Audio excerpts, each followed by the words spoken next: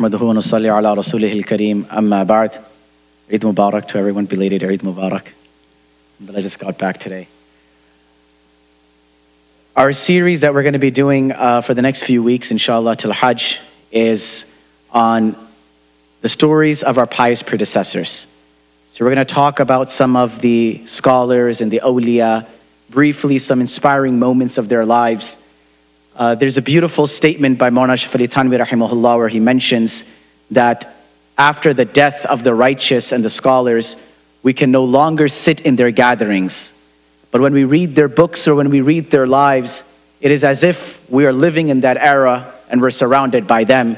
And we can get a moment to feel like what true men and true women were truly like. Today I wanted to speak about a scholar by the name of Bayezid Bustami rahimahullah.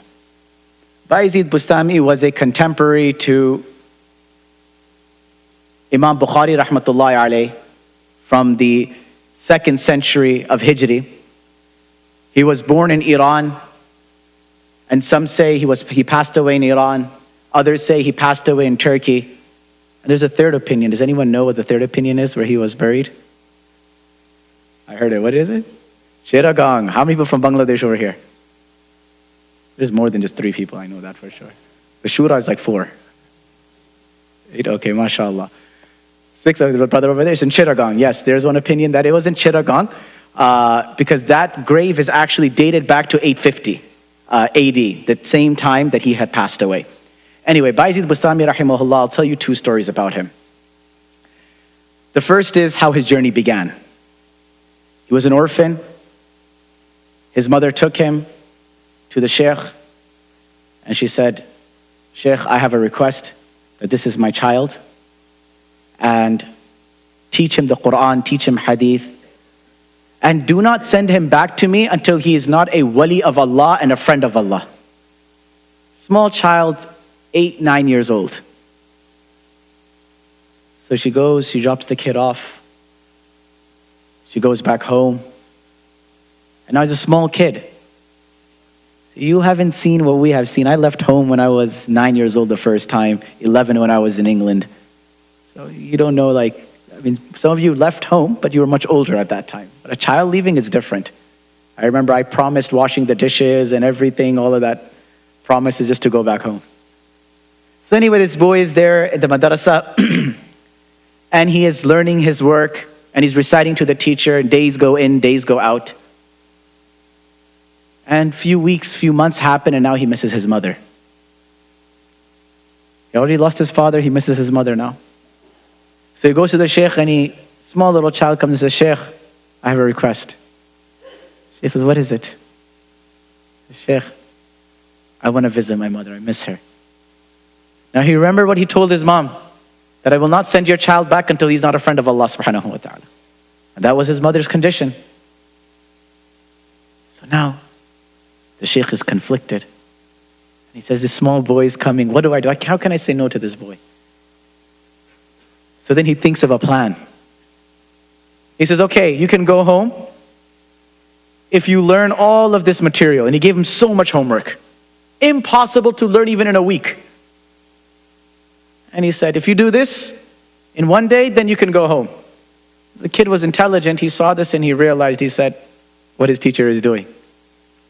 But what is the education of ilm, right? One youngster was asking me today. He was taken from the airport and he asked me, he said, you know, Mufti Wasim, you say stories about everyone, but what is your story? And I said, Ya laytani kuntu nasiyan mansiya. I wish I'm forgotten, that no one knows anything. And he said, tell me something. I said, no. He said, why? I said, just the way we have the scholars know about the rahmah of Allah. إِنَّمَا يَخْشَى اللَّهَ مِنْ عِبَادِهِ الْعُلَمَاءِ. Allah says the people who truly only fear Allah, إِنَّمَا only yakhsha fear, min ibadihi from all of Allah's servants are the ulama. That the fear of Allah and our accountability is so great that we don't want anyone to know or anything about us. May Allah subhanahu wa ta'ala just make us someone that only He knows about and everyone else forgets. So anyway, so this kid only knows Allah, right? So he takes his little hands and he says, Ya Allah, Ya Rabb as-samawati wal ard. Oh Allah, Lord of the heavens and the earth. Ya Fatir as-samawati wal ard. Ya Jabbar, Ya Aziz. Ya Allah, open my heart and allow me to learn this and memorize this. I really want to see my mom. And he starts reading and reading. Smart kid. And you know, when you put the kid to a challenge, they accomplish great things. उक़ाब रूह बेदार होती है जब नौजवानों में तो दिखती है अपनी मंजिल उनको आसमानों में. So now, you know, when you can enlighten in the youth inspiration, then the sky is the limit for them. So the kid goes to the teacher, and the teacher wasn't expecting him to recite, and he goes and recites everything. So now the teacher says, okay, I have to fulfill my word. He said, okay, go home. So now you, the elderly generation, will resonate with this. You know, when you're going back to see your mother, father, you have this in mind. I'm going to meet them like this and see them like this and hug them like this, and the meeting will be like this. So he's also thinking the same way that, you know, I'm going to go there and she's going to make this for me, and I'm going to go and knock on their door and she opens, and I'm going to stand and I'm going to, you know, surprise her. And he's having all of this in his mind, and he's skipping through, and he finally gets to the home and he knocks on the door. No answer. Again. Finally, مَن يَقْرَعُ الْبَابِ, who's knocking on our door? The child says, and he hears the mother's voice, he says, Mom, it's Bayezid. She said, it cannot be Bayezid, for my Bayezid will only come back when he's a wali of Allah. So the kid just breaks down, and he goes back to the teacher. And when the teacher sees him, he can see the cheeks, the Iranian child. So the cheeks are light-skinned, rosy. And he sees something, trying to say, what happened, my boy? And he says the story. So the teacher says, let me ask you a question. He said, after all of this happened, he said, were you angry at your mother or upset? He said, no, I wasn't angry. It just hurt, but I'm not angry at her. He said, then you're on the right path. So then Bayezid tells the teacher, he said, just do one dua, Ustad. He said, what's the dua? He said that by the time I finish my course and I finish my education, give my mother such a long life that she witnesses this happiness. So anyway, he spends a long time studying, about 10 years, comes back. After 10 years, finally finished studying. You know, wali of Allah, only Allah knows. He spent his time in education. Finally, he comes back, knocks on the door. The mother says, who's at the door? He says, you're Bayezid. And then she says, Alhamdulillah, my child, but before I meet you, let me pray 2 rakats sujood shukr to my Allah, that the task I sent you for, you have come back with. Anyway, he goes on to become a great scholar. And before I say his story, one day his mother tells him, she says, my child, the greatness you have accomplished is not because of you, it's because of me. Mom, I understand, you're saying this, but I put the mihna, how is it because of you? She said, whenever I breastfed you and fed you milk, I did it in the state of wudu. So now what was his caliber? There's a very famous story about him. He was walking, and there was, again, Iran area, there's a lot of Yahud, Nasara, different faiths. And there was a preacher from the Yahud that was preaching his message. So Bayezid Bustami came as a well-known person, he came. And when he came and he sat in the crowd, the Yahudi stopped. And he said, there is a person here that's not a believer. So everyone said, we'll kick him out, we'll throw him out, He's infiltrating. And he said, no, bring him forth, I want to debate him. I said, okay. So they bring Bayezid to the front. And the Yahudi and the Bayezid began the debate. So the Yahudi says to Bayezid, he was Ahlul Ilm, he had knowledge. Allah says, وَإِن مِّن أَهْلِ الْكِتَابِ, not a single from the Ahlul Kitab, they die, but they know that this is the haqq, this is the truth. So he says, Bayezid, what is one and not two? Bayezid says, Allah is wahid, there's one and there's no two. He said, what is 2 and not 3? He said, Allah created the day and the night, and there is no third. He said, Bayezid, what is 3 and not 4? He said, Allah created 3 things with his hands, and there is no fourth. He created the arsh, the kursi, and Adam, and there is no fourth. He said, what is 4 and not 5? He said, Allah revealed 4 books, From the heavens, the Quran, the Torah, the Zabur, the Injil, there is no fifth. He says, what is 5 and not 6? He said, Allah ordained 5 salawat and there is no 6th. What is 6 and not 7? He said, Allah subhanahu wa ta'ala created the heavens and the earth in 6 days, not 7. He said, what is 7 and not 8? He said, Allah has 7 heavens and 7 earth. There is no 8th. What is 8 and not 9? He said, today 4 angels are holding the throne of Allah, but on the day of judgment, 8 angels will hold the throne of Allah. He said, what is 9 and not 10? He said, there were 9 mischievous people in the time of Sayyidina Salih alayhi salam, who were the culprits who slaughtered the camel. He said, what is 10 and not 11? He says, when the Haji goes for Hajj, and the Haji does not have an animal to slaughter, then he has to fast 3 days in Hajj, and 7 days when he returns. Tilka asharatun kamila. There's no 11. He said, what is 11 and not 12? He said, Sayyidina Yusuf alayhi salam had 11 brothers, there was no 12. He said, what is 12 and not 13? He said, Allah created 12 months, there is no 13th. He said, what is 13 and not 14? He said, Yusuf alayhi salam saw 13 elements in his dreams, 11 stars, the sun and the moon, no 14th. Then he says, I have a question. I said, okay. He said, what's the key to Jannah? It's so quiet.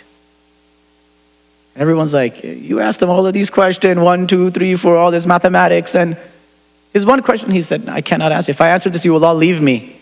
They said, no, we will be with you. We'll spend time with you. Whatever you say, we'll follow through. And he said, the key to Jannah, if you want the truth, it's Muhammadur Rasulullah. And in that gathering, every person accepted Islam. Now, for us, right, we being here in this country, how many people have we brought to Islam?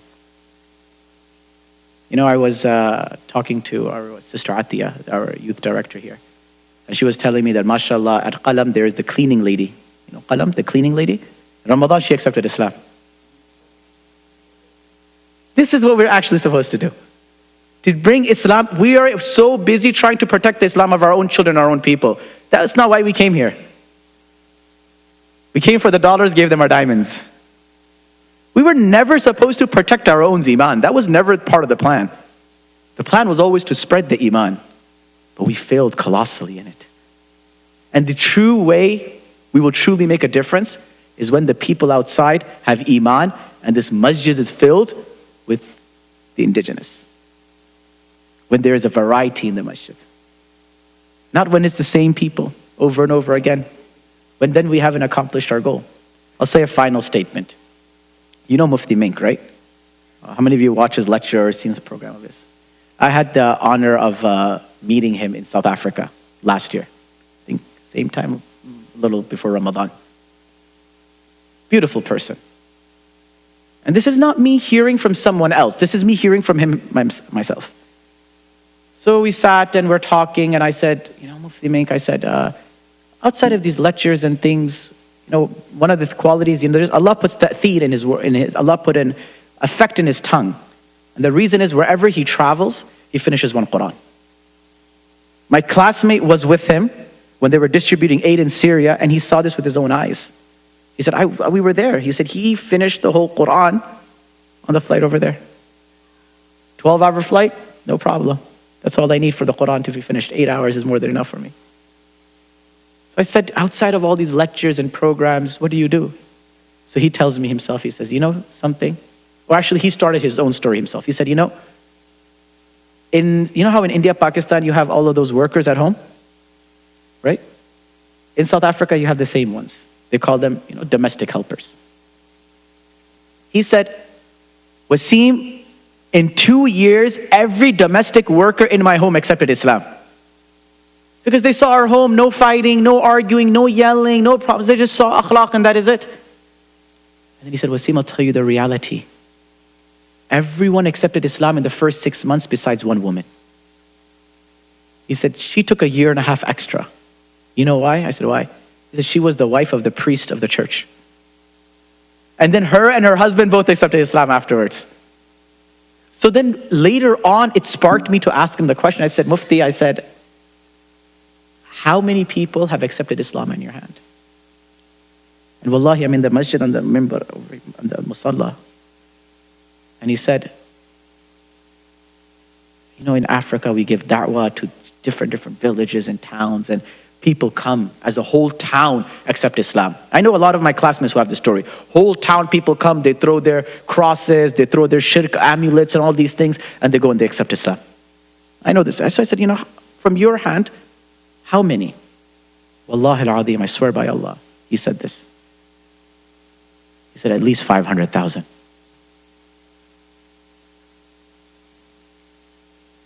سبحان الله وبحمدك ونشهد أن لا إله إلا أنت ونستغفرك ونتوب إليك. السلام عليكم ورحمة الله.